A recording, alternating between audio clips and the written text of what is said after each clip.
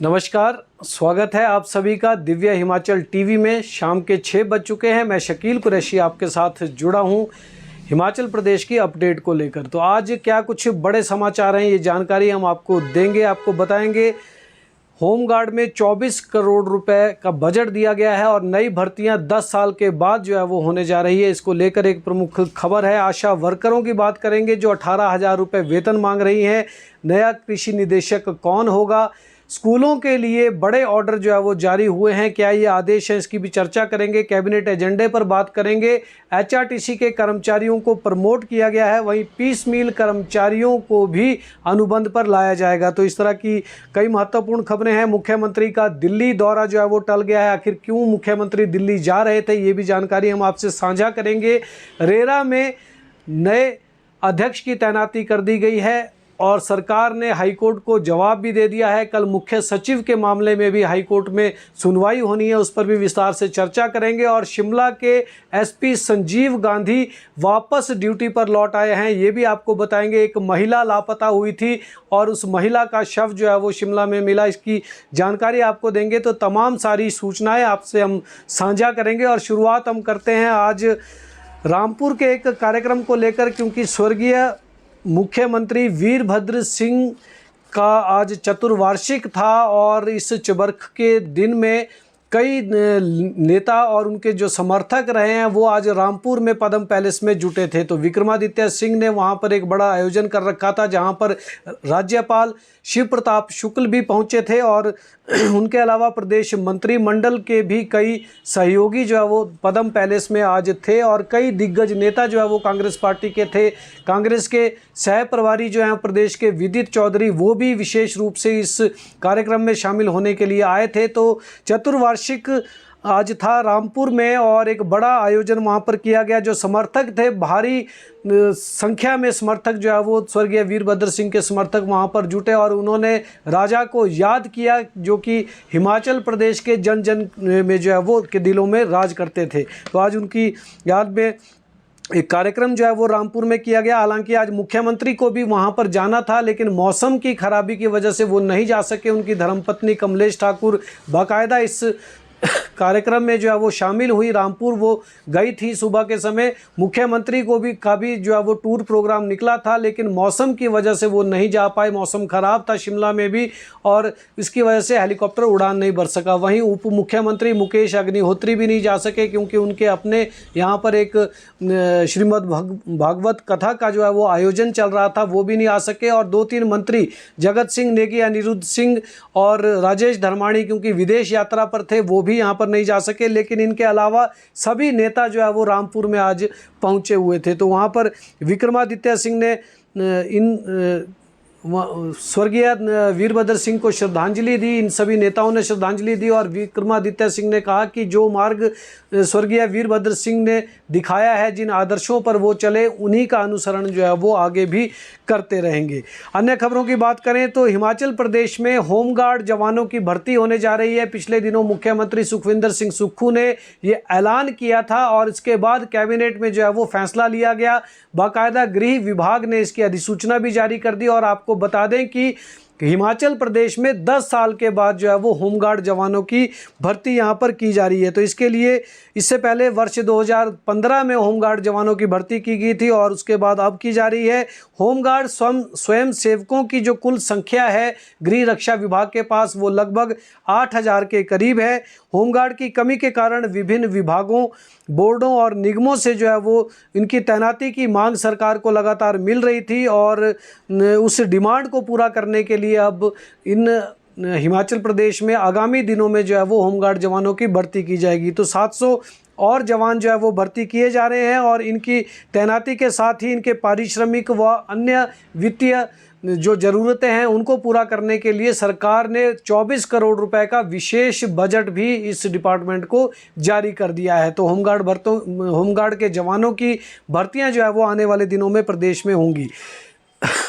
राज्य में आशा वर्कर लगातार सरकार से मांग कर रही हैं कि उनका मानदेय जो है वो बढ़ाया जाए, उनका पारिश्रमिक जो है वो मासिक बढ़ाया जाए हिमाचल प्रदेश में, तो उनकी डिमांड यहाँ चल रही है। और इन्होंने लंबे समय से अपनी मांगों को लेकर जो है वो प्रदर्शन भी यहाँ पर किए, लेकिन अब एक बार फिर से इन्होंने अपना प्रदर्शन जो है वो शुरू कर दिया है और सरकार से इन्होंने बड़ी मांग की है कि उन्हें सरकारी सेवा में लिया जाए या फिर उन्हें 18,000 रुपये वेतन की अदायगी जो है वो मासिक रूप से की जाए। तो ये डिमांड शुरू हो गई है इनकी, और इस डिमांड को लेकर जो है इन्होंने आज धर्मशाला में प्रदर्शन किया। इसी तरह से हर एक जिला में आने वाले दिनों में आशा वर्कर प्रदेश में जो है वो प्रदर्शन करेंगी और मुख्यमंत्री से मिलकर भी एक बार फिर यहाँ डिमांड जो है वो करेंगी कि इनका मानदेय जो है वो बढ़ाया जाए। हिमाचल प्रदेश के नए कृषि निदेशक को लेकर चर्चाएं चल रही हैं। आपको बता दें, इसी महीने जो कृषि विभाग के निदेशक हैं जीत सिंह, जिन्हें अभी हाल ही में तैनाती मिली थी इस पद पर, उनकी भी रिटायरमेंट इसी महीने है। और इसके बाद कृषि विभाग में आखिर कौन निदेशक होगा, क्योंकि इससे पहले हाईकोर्ट में ये मामला गया था और हाईकोर्ट के निर्देशों के बाद जीत सिंह को यहाँ पर कृषि निदेशक की जिम्मेदारी यहाँ पर दी गई थी। और तर्क ये दिया गया था सरकार की तरफ से कि विभाग में कोई भी वरिष्ठ अधिकारी जो है वो नहीं है इस पद के योग्य, और इसलिए डीपीसी नहीं हो सकती है। लेकिन अब क्योंकि जीत सिंह भी रिटायर हो जाएंगे इसी महीने, और उनके बाद एक बताया जा रहा है कि अतिरिक्त निदेशक के पद पर एक अधिकारी तैनात हैं, वो भी वरिष्ठ हैं, लेकिन अभी तक डीपीसी उनकी नहीं हो सकी है। ऐसे में हो भी सकता है कि सरकार आईएएस अधिकारी को ही दोबारा से यहाँ पर तैनाती दे दे। इससे पहले आईएएस अधिकारी कुमुद सिंह जो है वो कृषि निदेशक के पद पर काफ़ी समय से वहाँ पर नियुक्त थी, और वर्तमान में उन्हें जो है वो शिमला का सेटलमेंट ऑफिसर जो है वो लगाया गया है। लेकिन अभी भी एक संभावना कायम है कि कृषि निदेशक के पद पर फिर से आईएएस अधिकारी की नियुक्ति कर दी जाए। अब देखते हैं कि डीपीसी इस मामले में हो पाती है या नहीं हो पाती है। अगर डीपीसी नहीं होगी तो फिर आईएएस अधिकारी को ही तैनाती यहाँ पर दी जाएगी। कर्मचारियों को प्रमोशन का तोहफा मिला है, और ये प्रमोशन जो है वो एचआरटीसी में दी गई है। एचआरटीसी ने अपने कर्मचारियों को सालों बाद प्रमोट किया है। आपको बता दें, लंबे समय से ये कर्मचारी प्रमोशन की मांग कर रहे थे, और इनको आज जो है वो आदेश इनके जारी कर दिए गए हैं। पथ परिवहन निगम में 37 उप निरीक्षक व 7 चालकों को निरीक्षक के पद पर जो है वो तैनाती दी गई है, पदोन्नति उनको दी गई है, इंस्पेक्टर इनको बना दिया गया है। वहीं 26 कार्यशाला कर्मचारियों को हायर लेवल का जो पे स्केल है वो यहाँ पर प्रदान कर दिया गया है। वहीं साथ ही 11 चालकों को यार्ड मास्टर और 5 चालकों को इंस्ट्रक्टर के पद पर जो है वो प्रमोशन दी गई है। प्रमोशन के साथ साथ एचआरटीसी की कुछ और बात करें तो अनुबंध पर जो पीस मील कर्मचारी अभी तक जो है वो अनुबंध पर नहीं आ सके हैं, पीस मील कर्मचारी एचआरटीसी के, उनमें लगभग 30 कर्मचारी ऐसे हैं जो योग्य हैं अनुबंध पर लाने के लिए। तो अब एचआरटीसी उनको लेकर भी फैसला लेने वाला है, और माना यह जा रहा है कि इसी सप्ताह में पीस मील कर्मचारी जो हैं एचआरटीसी के, उन्हें अनुबंध पर ला दिया जाएगा। तो एक बड़ी राहत इन कर्मचारियों को भी यहाँ पर मिल सकेगी। इससे पहले भी 100 से ज़्यादा पीस मील कर्मचारियों को अनुबंध पर लाया गया है, और अनुबंध पर आने के 2 साल बाद ये लोग रेगुलर हो सकेंगे। इसका रास्ता जो है वो प्रशस्त यहाँ पर होने वाला है।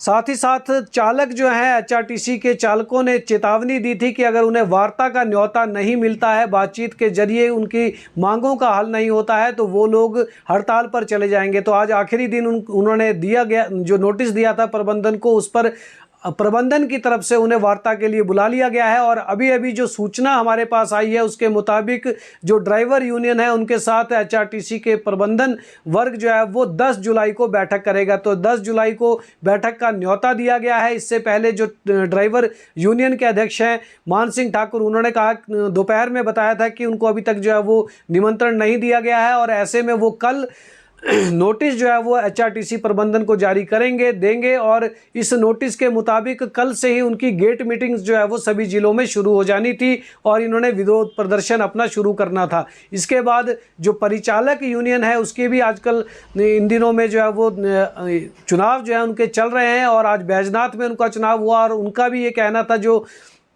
अध्यक्ष हैं परिचालक यूनियन के प्रीत मोहिंदर, उन्होंने कहा कि 28 तारीख को वो भी अपना एक बड़ा ऐलान जो है वो नए चुनावों के बाद कर सकते हैं। लेकिन फिलहाल चालक यूनियन को प्रबंधन ने बैठक के लिए बुला लिया है। 10 जुलाई को इनके साथ वार्ता होगी, और इनकी प्रमुख डिमांड यही है कि जो चालक हैं उन्हें नाइट ओवर टाइम का जो पैसा है वो रिलीज़ कर दिया जाए, जो कि 100 करोड़ रुपए तक जो है वो पहुंच गया है। तो इनका कहना है कि चरणबद्ध ढंग से किस्तों के हिसाब से जो है वो पैसा इनको जारी कर दिया जाए, जैसा पिछले 2 महीने पहले भी इनको कुछ 8-9 करोड़ रुपए की राशि जारी की गई थी। तो एक बार फिर से ये दबाव बना रहे हैं।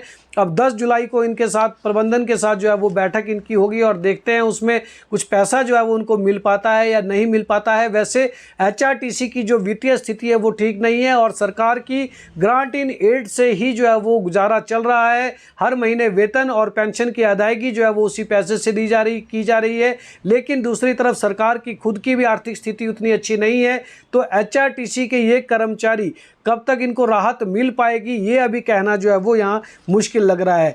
वहीं मुख्यमंत्री सुखविंदर सिंह सुक्खू ने दिल्ली जाना था, जो बताया जा रहा है, और मुख्यमंत्री का जो कार्यक्रम था वो 30 तारीख के बाद दिल्ली जाने का बन रहा था। लेकिन इस दौरान बताया जा रहा है कि उन्होंने केंद्रीय वित्त मंत्री निर्मला सीतारमण से मुलाकात करनी थी, परंतु केंद्रीय मंत्री विदेश दौरे पर जा रही हैं 30 तारीख से। इस कारण से फिलहाल मुख्यमंत्री जो है वो दिल्ली केंद्रीय मंत्री से मिलने नहीं जाएंगे। हालांकि ये जरूर हो सकता है आने वाले दिनों में कि कांग्रेस संगठन को लेकर उनकी जो चर्चा जो है वो की जानी है, कांग्रेस में अध्यक्ष पद की चर्चा होगी और पूरी कार्यकारिणी बननी है, उसको लेकर हो सकता है कि कांग्रेस के आला नेताओं से मुलाकात के लिए मुख्यमंत्री दिल्ली जरूर जाएं। परंतु फिलहाल जो है वो केंद्रीय वित्त मंत्री से मुलाकात का उनका जो एक प्रस्तावित कार्यक्रम यहाँ पर बताया जा रहा था वो टल गया है। इस बीच हिमाचल प्रदेश की वित्तीय स्थिति को लेकर वित्त विभाग के अधिकारियों ने एक प्रेजेंटेशन तैयार कर रखी है, जो मौजूदा स्थिति है और आने वाले समय की जो हालात रहेंगे उसको लेकर एक विस्तृत ब्यौरा जो है वो वित्त विभाग के अधिकारियों ने तैयार कर रखा है। उस पर प्रेजेंटेशन मुख्यमंत्री सुखविंदर सिंह सुक्खू के सामने होनी थी। पिछले रविवार को ये बैठक जो है वो एक प्रस्तावित थी, ओक ओवर में अधिकारियों की ये बैठक होनी थी, लेकिन कुछ और किन्हीं कारणों से जो है ये बैठक स्थगित हो गई। और अब ये भी बताया जा रहा है कि 28 तारीख को जिस तरह से कैबिनेट की बैठक रखी है, तो कैबिनेट से पहले वित्त विभाग के अधिकारी मुख्यमंत्री को जो वस्तु स्थिति है प्रदेश के आर्थिक हालातों की, उसकी जानकारी देंगे। तो उसमें बताएंगे कि अभी जो है वो कितना पैसा ट्रेजरी के पास है और लोन लेने की स्थिति जो है वो किस तरह की है, अभी कितने पैसा जो है वो लोन का सरकार वित्त विभाग ले सकता है, या फिर आने वाले समय में क्या स्थिति रहेगी। तो जो आर्थिक तौर पर आंकड़े सामने आ रहे हैं उससे फिलहाल जो है वो मौजूदा स्थिति उतनी अच्छी जो है वो नज़र नहीं आ रही है। तो अब स्कूलों की बात करें तो स्कूलों के लिए एक बड़े निर्देश जो है वो जारी किए गए हैं। नए निर्देश ये जारी हुए हैं और ये आदेश इसलिए जारी हुए हैं क्योंकि मुख्यमंत्री सुखविंदर सिंह सुक्खू लगातार अपना जिस भी क्षेत्र का उनका दौरा होता है वो किसी न किसी स्कूल में वहाँ पर जाते हैं, सरकारी स्कूल में, और बच्चों के साथ संवाद करते हैं। पिछले दिनों वो बागा सराहन गए थे, जहाँ पर एक वरिष्ठ माध्यमिक विद्यालय में गए और वहाँ के बच्चों से उन्होंने जो है वो संवाद स्थापित किया। जनरल नॉलेज के उन्होंने बच्चों से सवाल किए, लेकिन वो नहीं बता पाए। ऐसे में मुख्यमंत्री अध्यापकों पर भी जो है वो काफ़ी भड़के और उन्होंने ये बात कही कि बच्चों को साथ ही साथ में जनरल नॉलेज की पढ़ाई भी करवाई जानी चाहिए, उनका जो IQ लेवल है वो बढ़ाया जाना चाहिए सरकारी स्कूलों में। ये निर्देश मुख्यमंत्री ने दिए थे, जिसके बाद जो शिक्षा विभाग है उसने आदेश जो है वो सभी स्कूलों के लिए जारी कर दिए हैं। और बड़ी बात इसमें यह है कि सुबह के समय सभी स्कूलों में बच्चों को जो है वो पेपर रीडिंग, जो न्यूज़पेपर की रीडिंग है, उसके निर्देश दिए गए हैं कि रोज़ाना जो है वो बताया जाए, पेपर पढ़ा जाए स्कूल में, और ताकि बच्चों को ये पता लगे कि देश दुनिया में आखिर क्या चल रहा है। इसके साथ साथ बच्चों की जो अक्षर ज्ञान है बच्चों का वो भी इसमें सुधरेगा और प्रदेश और देश के जानकारी भी जो है वो उन्हें मिल पाएगी और उनकी जनरल नॉलेज जो है वो बढ़ सकेगी। तो मुख्यमंत्री की डायरेक्शन पर इस तरह के आदेश जो है वो शिक्षा विभाग ने जारी कर दिए हैं और सभी स्कूलों में इसे मैंडेटरी बना दिया गया है। आज एक बड़े आदेश जो है वो सरकार की तरफ से रेरा के चीफ को लेकर हुए हैं। रेरा में नया अध्यक्ष लगा दिया गया है और साथ ही साथ सदस्य की भी नियुक्ति कर दी गई है। तो ये मामला हाई कोर्ट में विचाराधीन था और हाई कोर्ट ने इसमें कड़ी फटकार भी लगाई थी, जिसके बाद आज सरकार ने रेरा के नए अध्यक्ष के रूप में RD धीमान को जो है वो तैनाती दे दी है। सिलेक्शन कमेटी ने RD धीमान का नाम इसमें आगे किया था और उसी कमेटी की सिफारिशों पर जो है वो सरकार ने RD धीमान को रेरा का रियल एस्टेट रेगुलेटरी अथॉरिटी का चेयरमैन यहाँ पर लगा दिया है। और आपको बता दें वर्तमान में आर डी धीमान प्रदेश के मुख्य सूचना आयुक्त जो है के पद पर यहाँ पर तैनात हैं और अब वो रेरा के चीफ होंगे, जिस पर पहले डॉक्टर श्रीकांत बाल्दी थे। उनकी रिटायरमेंट के बाद यहाँ पर सरकार अध्यक्ष की नियुक्ति नहीं कर सकी थी, तो अभी 2 साल का समय जो है वो लगभग आर डी धीमान को और मिलेगा यहाँ पर रेरा के अध्यक्ष के रूप में। और साथ ही साथ सरकार ने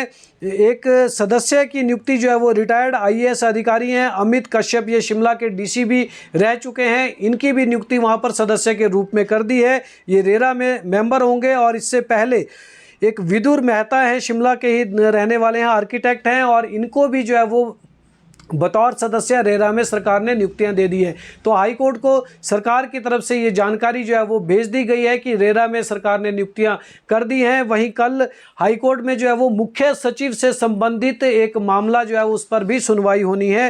हाई कोर्ट में मुख्य सचिव प्रबोध सक्सेना से जुड़े मामले पर सुनवाई होगी। और हाई कोर्ट ने पिछली बार ये कहा था कि उन्हें एक्सटेंशन देने के मामले में सीबीआई की जो चार्जशीट है वो उस फाइल के साथ जो है वो क्यों नहीं लगाई गई थी। इस पर जो है वो एक बड़ा बवाल यहाँ पर मचा हुआ है और सरकार की तरफ से इस संबंध में भी जवाब जो है दायर कर दिया गया है। कल सुनवाई होगी। अब देखते हैं कि कल हाई कोर्ट जो है वो इस मामले पे क्या आदेश जो है वो नए सिरे से देता है।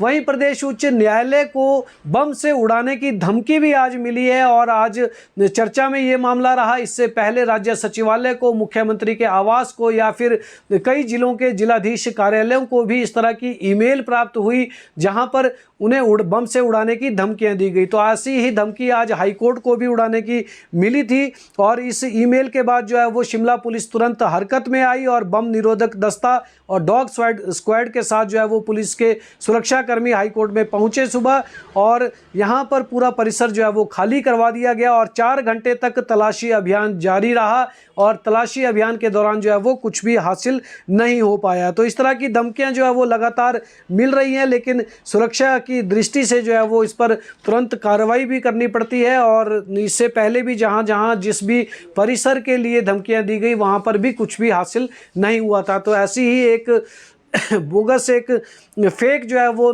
ईमेल आई थी और हाईकोर्ट को बम से उड़ाने की धमकी यहाँ पर दी गई थी। शिक्षा विभाग के टीचर्स अवार्ड की बात करें तो स्टेट टीचर अवार्ड के लिए 15 जुलाई तक आवेदन जो है वो मांग लिए गए हैं।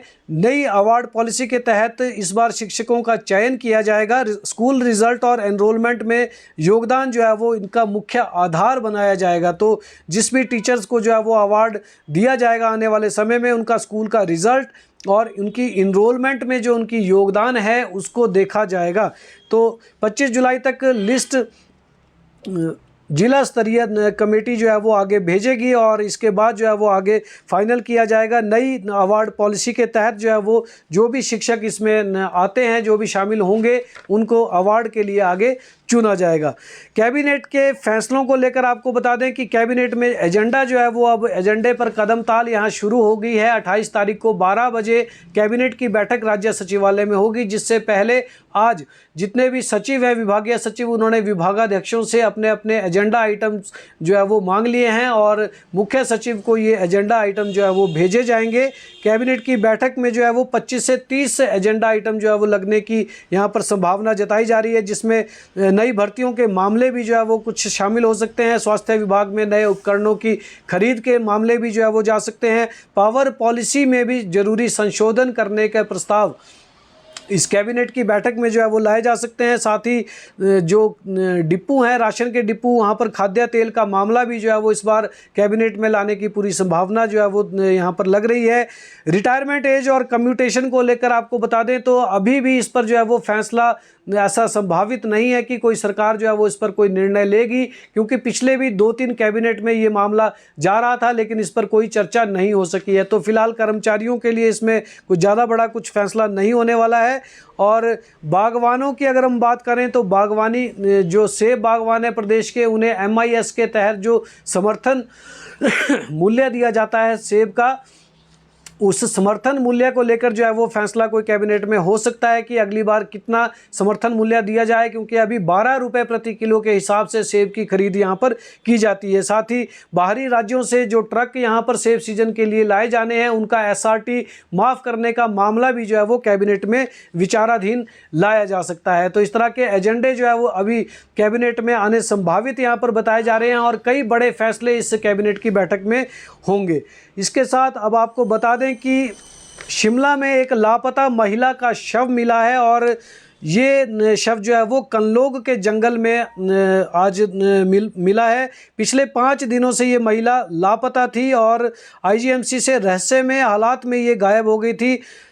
संजोगता नाग इसका नाम बताया जा रहा है और पुलिस ने आज मौके पर पहुंचकर जो है वो इस मामले की छानबीन शुरू कर दी है। 76 वर्षीय ये महिला है जिसका शव जो है वो कनलोग के जंगल में मिला। वहीं शिमला के जो SP हैं संजीव गांधी वो वापस ड्यूटी पर लौट आए हैं। मंगलवार को संजीव गांधी ने वापस अपनी ड्यूटी जो है वो ज्वाइन कर ली है। कई दिनों से वो मेडिकल लीव पर चल रहे थे।